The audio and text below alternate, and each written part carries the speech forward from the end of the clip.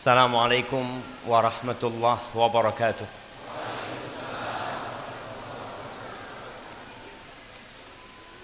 Alhamdulillah, segala puji bagi Allah Jalla Jalaluh.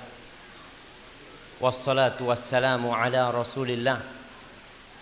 Salawat dan salam semoga tercurahkan untuk baginda Nabi kita Rasulullah sallallahu alaihi wasallam, untuk keluarga beliau, untuk istri-istri beliau, untuk putra-putri beliau, dan untuk seluruh sahabat Nabi. Semoga Allah meridhai kita bersama mereka. Amma ba'd. Anak saya yang kedua sekarang di pondok, tapi dia mau melanjutkan ke umum. Saya sangat sedih. Bolehkah saya memaksakan kehendak saya, apa sebaiknya saya lakukan? Ahibati fillah, ini jadi PR kita semua, teman-teman di Bukit Tinggi ini, untuk punya sekolahan umum tapi yang Islami, yang dipisahkan antara laki-laki dengan perempuan. Ana pernah sampaikan, nggak tahu di tempat lain, di Jakarta itu ada sekolahan berdiri sebelum kita merdeka. Yang mendirikan itu Belanda. Sekolah itu namanya Canisius. Lihat, tahun 29 atau 31 antara itu berdiri. Lihat, sekolah itu khusus laki-laki. Masa orang-orang Katolik bikin sekolahan khusus laki-laki? Pemerintahan Belanda bikin sekolahan khusus laki-laki, perempuan sendiri, laki-laki sendiri. Kenapa mereka pisahkan? Lalu sekarang muncul aktivis gender, oh nggak boleh dipisahkan. Lo ini lo Belanda. Kalau engkau bicara jangan bawa-bawa agama, ini loh. Kalau bicara secara logika, tujuan sekolah itu apa? Supaya anak-anak itu pinter, supaya anak-anak itu sukses, dan sampai hari ini sekolah Canisius itu mengeluarkan orang-orang yang jadi menteri, jadi apa ini itu. Sekolahnya umum jemaah, khusus laki-laki. Lalu kita nggak bikin sekolah khusus laki-laki.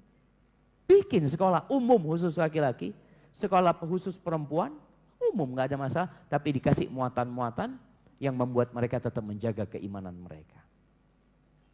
Kalau Belanda sudah berpikir laki-laki perempuan kalau dikumpulin jadi apa? Jadi sekolah. Nggak jadi sekolah, jadi pacaran tuh anak-anak.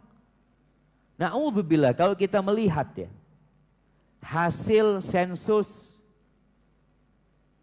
tahun berapa ya, tahun 2000-an mungkin. Itu 67%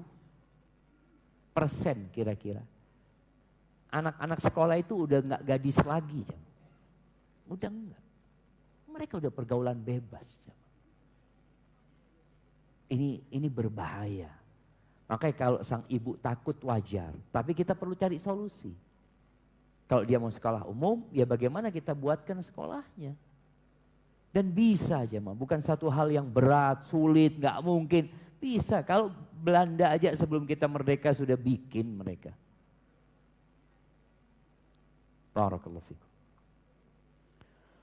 Assalamualaikum Ustaz. Bagaimana cara khusyuk dalam sholat? Ya.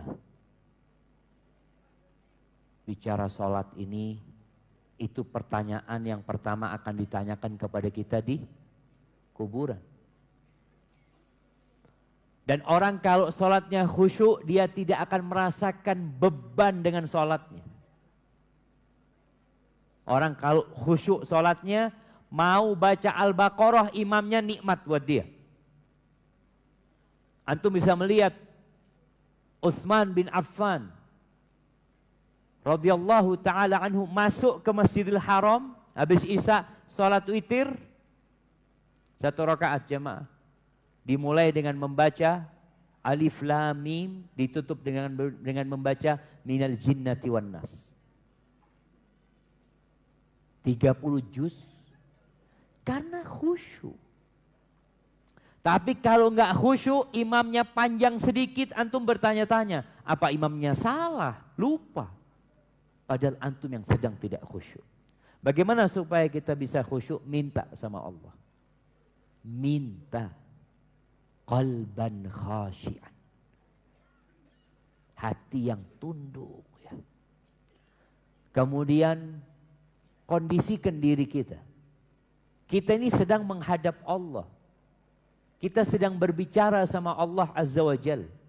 Yang dari awal sampai akhir kita menyebut nama Allah Azza wa Jal. Allahu Akbar, Allahu Akbar, Allahu Akbar. Sami Allahu liman hamidah, Allahu Akbar. Terus kita sebut nama Allah Azza wa Jal. Hadirkan bahwa engkau sedang beribadah, sedang memohon, sedang bermunajat kepada Allah Azza wa Jal.